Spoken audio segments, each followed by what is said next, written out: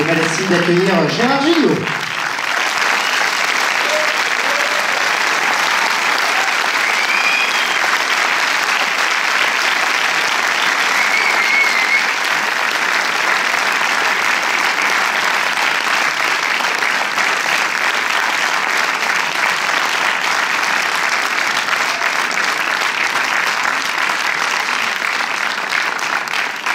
Les micros passent en salle. Est-ce qu'il y a une première...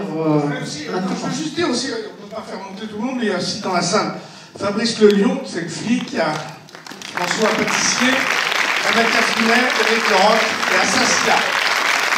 Levez-vous.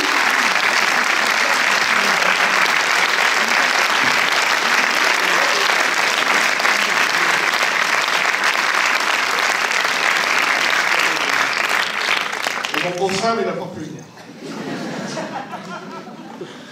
Gérard, c'est pour vous la première question. Votre casting, un petit peu, l'idée du scénario, puis après le choix de vos différents acteurs et actrices. Et j'ai choisi les meilleurs. Les moins chers. Les moins chers, ouais. Et j'ai choisi Gaïa, qui est une actrice internationale. Isabelle Mergo, qui est une actrice nationale. Et Bernard Lecoq, il fallait un vieux pote, il est vieux, c'est mon pote. Mais surtout la grande trouvaille, c'est François Lebloc, qui est absolument formidable dans ce film. Moi, je voulais même appeler...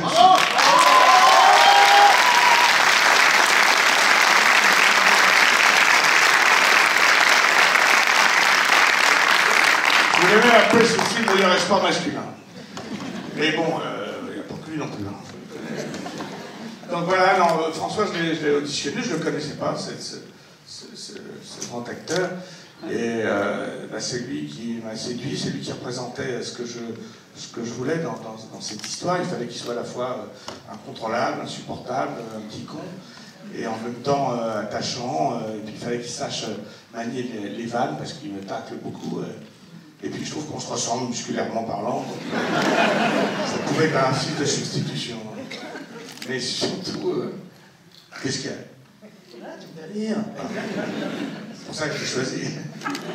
Et donc voilà, ça s'est fait comme ça. Et la difficulté de ce film, c'est que c'était un peu plombé au début. Donc moi j'ai toujours pris les sujets un petit peu graves comme ça. C'est vrai que la rafle du Veldiv, c'est pas non plus très rigolo dans Massignol ou dans une époque formidable. Mais ce que j'aime, moi, c'est prendre ça et puis essayer d'accommoder tout ça pour que ça aille vers le soleil, vers la comédie, vers la vie, vers l'espoir. C'est pas un film de deuil, c'est un film de renaissance, c'est de seconde chance. Voilà, je dis ça, vous l'avez compris, c'est pas la peine de... J'explique le film, hein, pour ceux qui n'ont pas... Et je les ai entendus rire, ça m'a fait très plaisir, et j'ai l'impression qu'en plus, plus il y a des choses émouvantes, plus après les rires sont là. Donc ces deux émotions se marient bien, et je suis très, très heureux de ce film. Maintenant, l'avenir est à lui. C'est un grand garçon, maintenant il faut qu'il fasse son chemin. C'est beau, hein?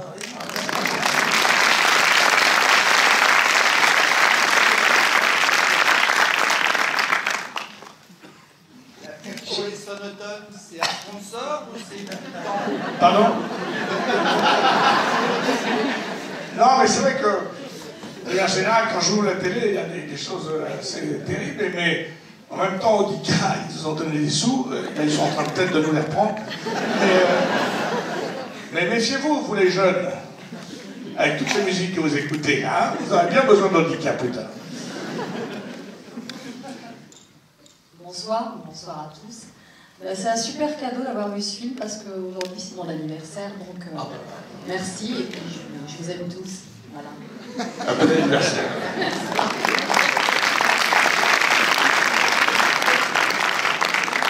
Avec un peu de chance, demain ce sera l'anniversaire d'autres. Donc on peut peut-être avoir du succès. C'est tous les gens du mois d'avril viennent. C'est l'anniversaire de ma femme le 13. Gérard, il y a un vrai contraste entre votre choix de Toulon et de la Bretagne, de l'océan Atlantique et de la Méditerranée. C'est un vrai choix dans votre film, justement, de séparer ces deux mondes. Oui, il moi, je voulais opposer la Méditerranée, le Mistral, les cigales, le soleil, là où finalement Hugo, le personnage de François, est un peu perdu, et puis le ramener dans un truc un peu plus océanique, un peu plus humide, avec des fondamentaux bretons qui me font rire, mais qui existent vraiment. Et alors, pour la petite histoire, j'ai pas eu de Mistral en bas. On a été chercher des ULL pour essayer d'envoler la fausse voile du kitesurf. Et en Bretagne, on a eu 5 semaines de beau temps absolu. Donc toute la pluie que vous voyez, c'est les pompiers. Et des effets spéciaux. Enfin, s'il a plu le dimanche quand on voulait aller se promener.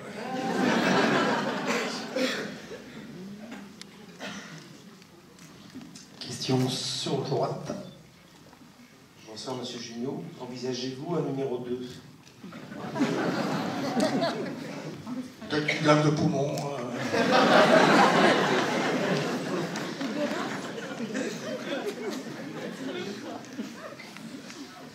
Bonsoir. Ici. Bah déjà, merci beaucoup pour ce film qui est très drôle et ça m'a fait beaucoup rire. Ouais, c'est cool. Et aussi, j'avais une question. Pourquoi la Bretagne? Enfin, quelqu'un est breton ou... Vous pouvez pas poser des questions aux autres. Non, j'ai passé des vacances petit en Bretagne, ça m'a sans doute marqué chez Madame Le Cloret, qui avait le chauffe-eau, là, vous savez, qui était bigouden, et donc on avait une pique, on faisait des crêpes, on mangeait des crabes à Cordon, et puis j'ai appris par la suite que François Lebloc était en partie breton. Ouais, je suis d'origine de Brest, du côté de ma mère, et donc c'était la bonne surprise, quoi. Pour moi, parce que moi j'ai pas écrit le scénario, donc ça m'a tombé. Et toi, Isabelle, tu viens d'où? Aubervilliers. Gaïa?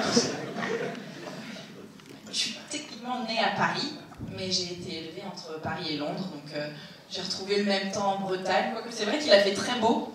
Donc bon, voilà. Tu travailles à Hollywood. Ça, c'était la grande blague sur le plateau, c'est-à-dire que dès que j'arrivais sur le plateau, il y avait Gérard qui disait « Ah, voici l'actrice hollywoodienne !» Bel accueil, très bel accueil. C'était un des plus beaux plateaux sur lesquels je me suis retrouvée, parce qu'il y avait une vraie humanité et une équipe très bienveillante. Et j'espère que ça se voit dans le film, mais c'était une équipe chaleureuse, bienveillante, humaine, et voilà. Je dis ça parce qu'ils sont là, sans doute. Et c'est vrai que c'était une aventure épatante, mais ça, les gens s'en foutent. Hein. Ouais. C'est vrai que c'était formidable. Il y a une dream team, il y a personne qui était... Il y a toujours un truc fait dans une équipe, toujours un chef opérateur qui vous balance un chef électro qui est une tête de con, ou un perchman, ou un metteur en scène. Ou un metteur en scène. De temps en temps. Ou une actrice. Oui. Ah, moi, je suis un peu l'actrice. Et donc là, c'était vraiment épatant. C'est un souvenir magnifique.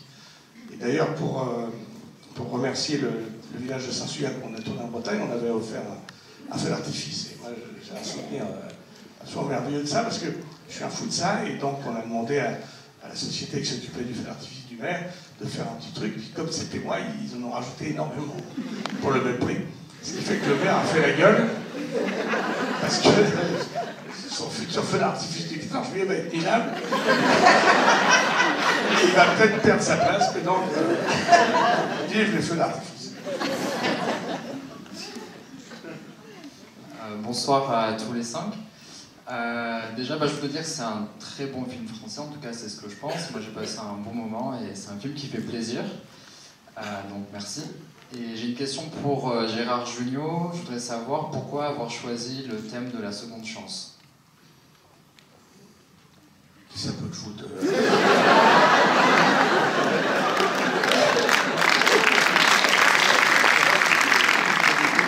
C'est pas, non, franchement, il faudrait que je...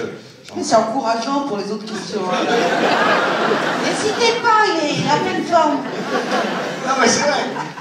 Pourquoi il y a des questions... Enfin, c'est vrai que c'est compliqué. Pourquoi? Sans doute, il y a des raisons j'ai souvent fait ça, moi. Enfin, j'ai souvent traité des personnages qui étaient un petit peu à l'arrêt, un petit peu comme lui, mon personnage qui est un peu à l'arrêt, comme sa voiture sur 4 parpaings, et qui va repartir, comme chante le chanteur médiéval, On the Road Again.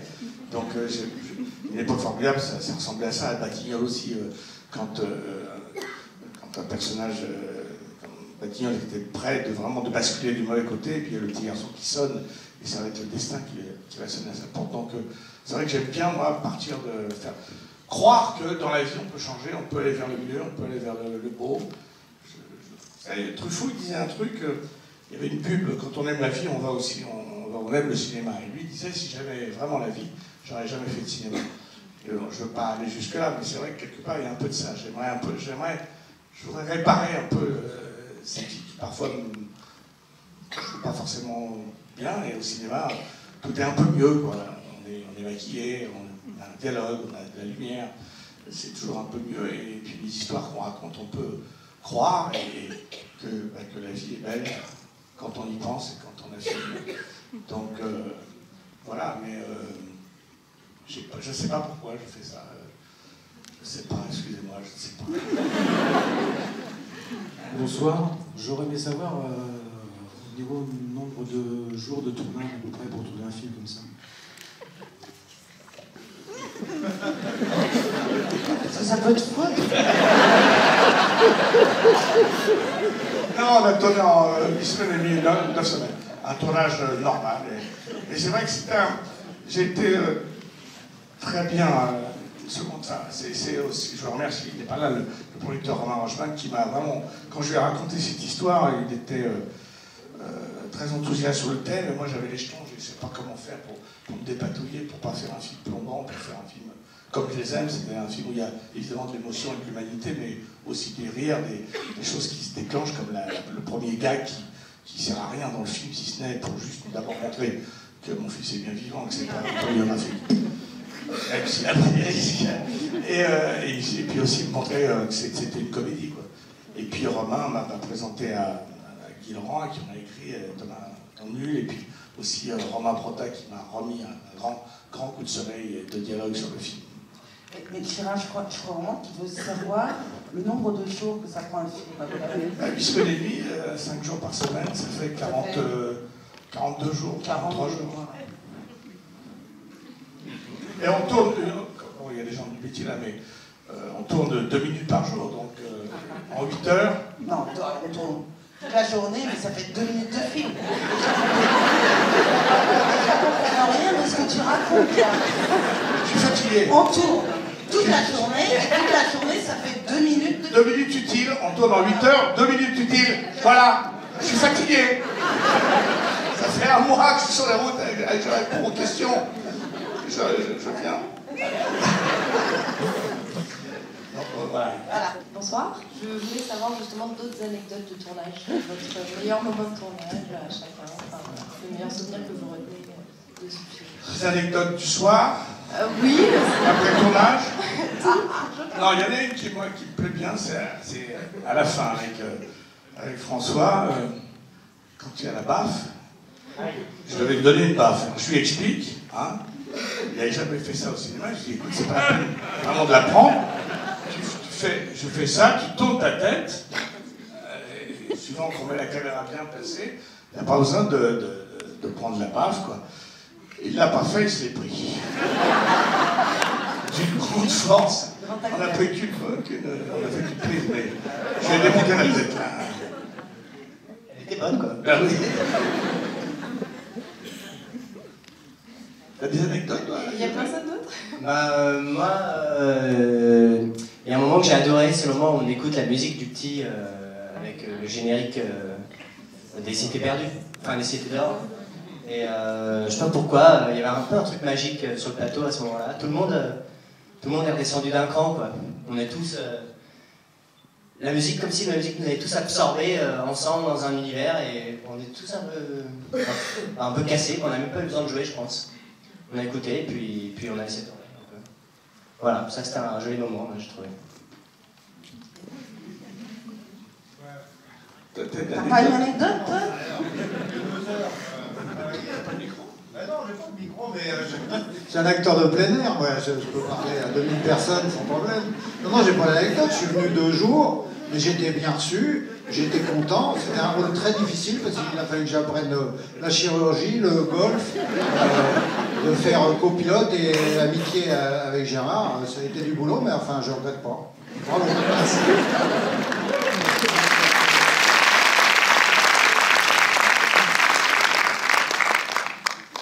J'aurais une question pour Isabelle. Est-ce qu'elle ne sont pas un peu frustrée quand elle voit le film? Pourquoi? Par rapport à la relation que vous avez avec Gérard. Ah, moi, on se rattrape dans la vie. Je ne suis pas frustrée, je suis très heureuse. Non, moi, je suis très heureuse. Ah oui? Voilà, du film. Et Isabelle, je la connais depuis un petit moment. Et surtout, on avait écrit ensemble Meilleur espoir féminin, qu'elle avait fait avec beaucoup de talent. Et a toujours été, je suis très content de ce qu'elle a fait. Et non, pour répondre à votre question, non, je ne suis pas frustrée. Par contre, il y a un truc qui était très drôle, c'est qu'on a fait une rencontre. Et il y a un petit garçon qui disait, mais pourquoi vous hésitez avec Isabelle? Ah bon? C'est qui a dit ça? Un petit garçon. Et alors, tu lui as répondu quoi? Elle est trop vieille? Non. Non, je lui ai dit, bah... C'est vrai que t'as dit ça? Oui, il m'a dit ça. Tu m'as pas dit? Bah oui, il fallait un happy end, quoi. Encore que, est-ce que, c'est ce qu'il disait, est-ce que finir sa vie avec Isabelle Mergo, c'est un happy end? C'est pas sûr. Il y en a qui applaudissent comme ça. C'est une fille formidable, un peu perchée. Et elle a écrit un très joli roman que j'ai lu. Évidemment, je l'ai lu, toi. Me fais pas de la pub là, c'est pas l'heure et demie. Non, tout à l'heure, on en parlera. Oui. Moi aussi, j'ai écrit mes mémoires. J'ai tracé. Mais non, mais en fait, les gens, ils attendent souvent des anecdotes, des choses et tout.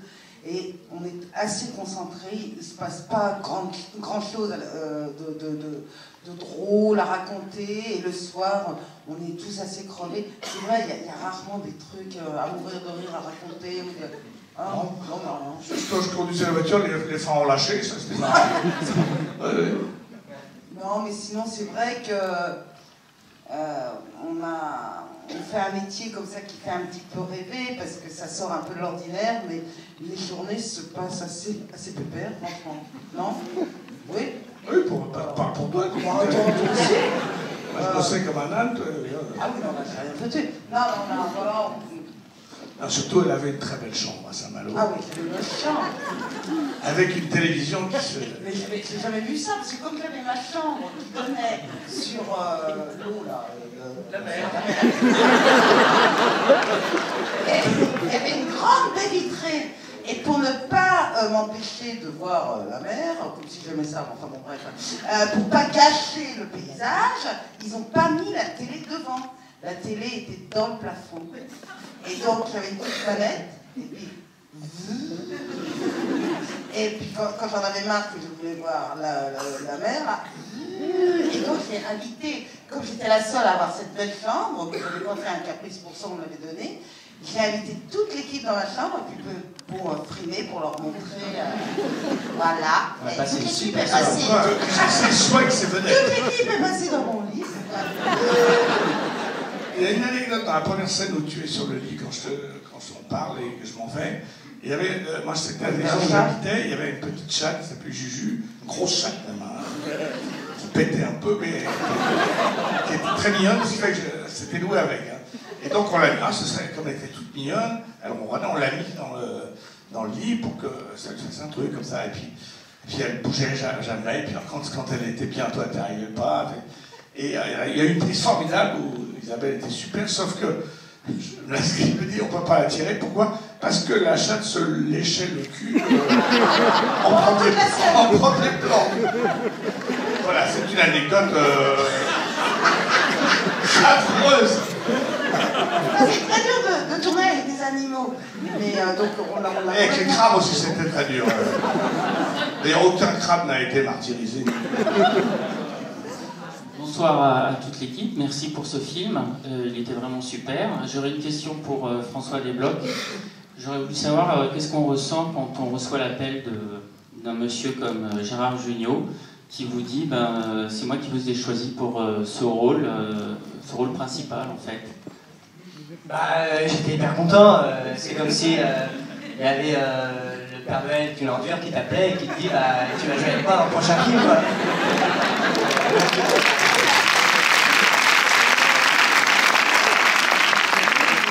Là, je prends la coupe, je vais repasser les albums. Non, j'étais hyper heureux parce que moi j'ai grandi un peu comme tout le monde, je pense. J'ai grandi avec l'humour notamment de Gérard et de tous ses copains, donc à la base il m'a pas appelé en proposant le rôle, hein. J'ai quand même passé un essai, mais il m'a appelé pour me confirmer, ça c'était pas mal quand même. Et donc j'étais ravi. Je sais pas, moi j'ai regardé, je les ai tous regardés une vingtaine de fois, les bronzés font du ski, tous ces films-là. Mon père est là dans la salle, il peut en témoigner, quoi. Je sais pas, moi j'étais content. Non, c'était un honneur. Mais c'était pour moi l'honneur de découvrir un...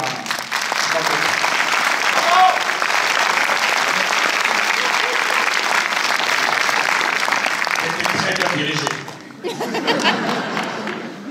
Dernière question, ce sera Sacha, 8 ans, qui va.